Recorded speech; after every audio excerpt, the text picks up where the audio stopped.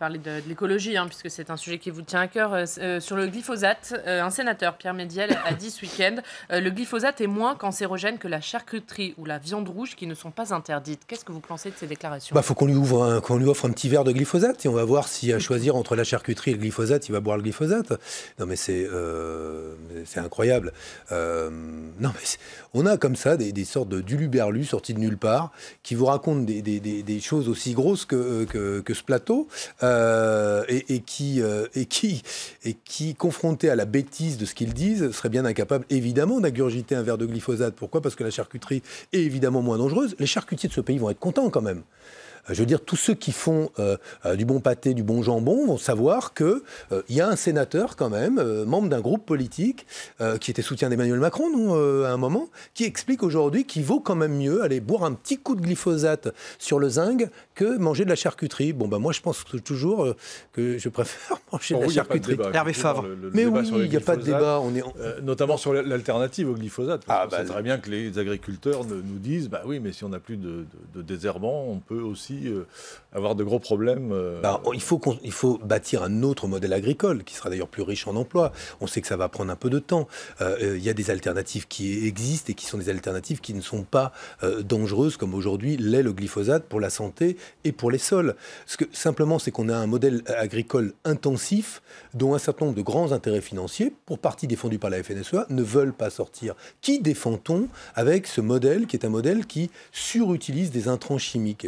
Quelques grandes fortunes qui se sont réalisées au détriment, au fond, de la qualité et de la fertilité de nos sols sur le long terme et de la santé. Moi, je considère que sur le glyphosate ou tout produit suspect d'avoir des conséquences négatives sur la santé, il faut prendre des décisions politiques. C'est à ça que sert la puissance publique. J'avais défendu lors de l'élection présidentielle, rappelez-vous-en, la question de l'interdiction des perturbateurs endocriniens, celle déjà des pesticides et des insecticides. On me regardait avec un air bizarre, est-ce bien un sujet pour l'élection présidentielle ? Nous y sommes 2 ans plus tard. On voit qu'il y a là de grands scandales sanitaires. Et pourquoi ce sont des scandales sanitaires ? Parce que des lobbies privés ont méthodiquement travaillé en coulisses, obtenu le soutien de certains responsables politiques, certains hauts fonctionnaires, pour maintenir la distribution, la vente et l'utilisation de produits qui sont dangereux pour la santé.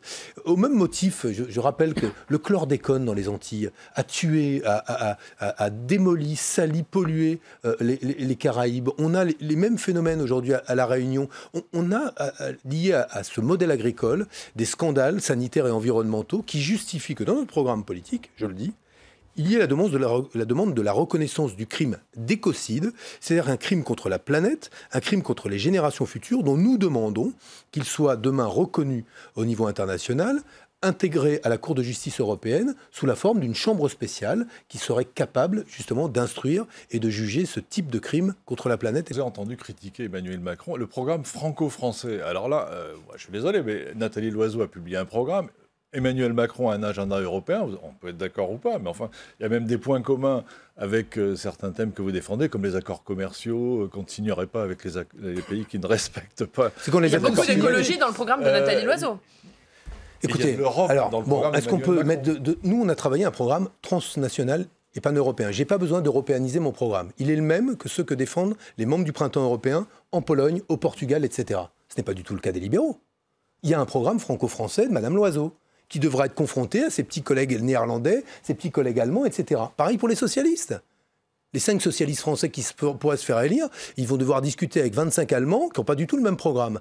Nous n'aurons pas besoin d'européaniser. Et c'est pour ça que je suis un peu fâché, moi, aujourd'hui. C'est que cette élection n'a pas été prise au sérieux. Notamment parce que ceux qui se revendiquent pro-européens, ça n'est pas sérieux aujourd'hui de n'avoir que des programmes nationaux.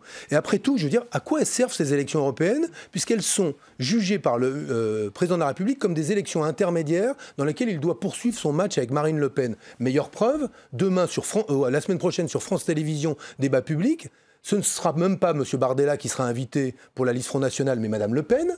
Ce ne sera même pas Mme Loiseau, cachée cette candidate qu'on ne saurait plus montrer, mais M. Guérini. Le service public accepte cela et il exclut qui ? les têtes de liste. Non mais c'est incroyable. C'est pas possible qu'on dise il y a un débat où on choisit des candidats et ce ne seront même pas les têtes de liste en première partie, là où il y a des gens devant leur télévision. Et à partir de 23h, quand les gens se couchent, parce que les gens travaillent, et ben, là, on a un deuxième débat avec 9, 10, 12 candidats, je ne sais pas, qui vont se partager vaguement quelques temps de parole. Mais est-ce que c'est ça, la démocratie? Non, c'est pas sérieux. Grande notoriété, très connue, vous avez été candidat au présidentiel pour le Parti Socialiste, et le fait que les intentions de vote restent scotchées très basses. Pour essayer de convaincre les gens que c'est important les élections européennes, je ne vais pas parler de moi et des sondages, je vais essayer de parler de ce que je crois important. Ce que je crois important aujourd'hui, c'est qu'on mesure ce qui est en train de se passer. Partout en Europe, les libéraux cèdent aux nationalistes. Est-ce que c'est pas exagéré, M. Hamon, de dire cela? Non. Pourquoi? Sur la question des migrants et le droit d'asile, les droits ont été réduits. Sur la liberté de circulation, même Macron veut remettre en cause Schengen. On laisse circuler les biens, les marchandises, mais plus les hommes. Sur la liberté de la presse, en Hongrie, en France, ces libertés aujourd'hui sont en train d'être réduites. Est-ce qu'on peut dire un mot? Parce que ça, c'est un enjeu européen sur la défense des libertés. Que ce qui se passe en France, 3 de vos confrères qui sont entendus par le renseignement intérieur, parce qu'ils veulent faire la lumière sur l'utilisation des armes françaises par les Saoudiens contre des populations civiles au Yémen. Des armes qui continuent à être vendues en ce moment. Ils ont voulu faire leur travail, informer les Français, ils sont entendus par le renseignement intérieur. 17 ONG disent la liberté de la presse est remise en cause. Il y a une pétition internationale qui est signée. Qui fait ça? Monsieur Le Drian, Madame Parly, Monsieur Castaner. Que reste-t-il chez ces 3 mercenaires des convictions de gauche qu'ils avaient auparavant? Où est l'internationalisme? Où est la défense des droits de l'homme? Où sont les grands principes en termes de liberté de la presse? Que nous disent-ils sinon de protéger soi-disant le secret défense quand il s'agit de protéger des ventes d'armes indignes? Pour vous, Jean-Yves Le Drian n'est plus de gauche aujourd'hui. Les bombes françaises tuent probablement des enfants au Yémen. Et la responsabilité des démocrates est d'être aux côtés de ceux qui veulent faire la lumière là-dessus, pas aux côtés de ceux qui veulent cacher l'indicible.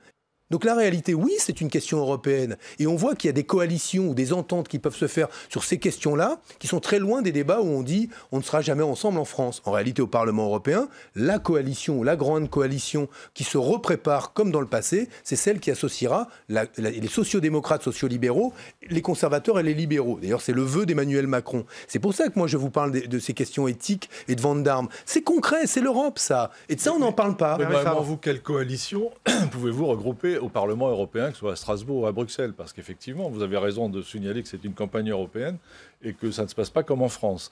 Vous avez, vous aussi, la prétention de faire un groupe central, mais tout le monde veut faire un groupe central. Mais moi, je ne prétends pas qu'on y arrivera seul. Ce serait pas des sociaux et des démocrates. Mais non, mais je pense qu'il y a des sociodémocrates aujourd'hui qui ne veulent plus de ce diktat des sociolibéraux qui s'allient tout le temps avec la droite et les libéraux. Donc j'espère que certains d'entre eux feront le pas que nous avons, nous, déjà fait, qui consiste à vouloir constituer un groupe avec des écologistes, avec des membres de la gauche radicale, le cas échéant avec des sociodémocrates, mais qui soit un vrai groupe de gauche, et qui pose comme principe que la cogestion avec les libéraux et la droite, elle se traduit depuis plusieurs années par de l'austérité, moins de services publics. Ça en France. Mais c'eût été préférable, mais ça n'a pas été possible. La question est, est-ce possible au niveau européen? La réponse est oui. La réponse est vraiment oui. Donc, moi, c'est ce qui m'intéresse. Les sondages vous donnent en dessous des 3%, donc sans remboursement. Est-ce que ça vous oblige à faire une campagne à minima? Est-ce que vous avez dû renoncer à des choses? Mais c'est toujours pareil. Moi, je me bats. Je n'arrêterai pas de me battre. Je vais à Grenoble là, je serai à Montpellier. J'essaye de tous les jours, je ferai une grande journée dans les quartiers populaires. Tout le monde s'en fout des quartiers populaires à l'occasion de cette élection européenne. Dans toutes les listes, il y en a, à part une petite photo ici, par-ci, par-là, tout le monde s'en fout. Et en fait, on a accepté dans ce pays une forme de suffrage censitaire où on tolère le fait que des quartiers ne participent plus. D'ailleurs, ça arrange les élus, comme ça, ils n'ont pas à y mettre les pieds, et comme ça, ils n'ont rien à faire pour ces quartiers et ces classes populaires. Ben, moi, j'y passerai mon samedi dans la banlieue parisienne, et le mouvement Génération du Printemps Européen, dans tous les quartiers populaires en France. Bon, c'est ce qui m'intéresse. Après, on verra le 26 mai ce qui se passera. Mais moi, je crois, je vais vous dire, et je vais le dire simplement, parce que je crois les électeurs de gauche, je suis conscient de cela. Vous savez, les idées qui sont les miennes, si elles ne sont pas qualifiées ce coup-ci, c'est vrai qu'il va être compliqué d'imaginer reconstruire la gauche autour de la question du revenu universel, d'un nouveau rapport au travail, d'une conciliation entre la culture de l'écologie politique et la justice sociale. Donc c'est aussi éliminer des idées que d'éliminer des hommes. Et c'est la raison pour laquelle, moi je le dis, le 26 mai, aux électeurs de gauche, attention, parce qu'il y a des bulletins de vote qui signifient des alliances avec Emmanuel Macron. Finalement, Emmanuel Macron a été assez malin. Lesquels à gauche? Ceux qui aujourd'hui, Donc on s'arrête. n'écarte pas des coalitions. Monsieur Timmermans, candidat à la présidente de la Commission européenne pour les socialistes, appelle à une alliance avec Emmanuel Macron. Donc le bulletin Raphaël Benoît Glucksmann. Hamon. Mais en tout cas, ces Merci. bulletins-là peuvent conduire à des alliances. En tout cas, moi, je suis favorable à des alliances à gauche et avec les écologistes. Et C'est si- clair.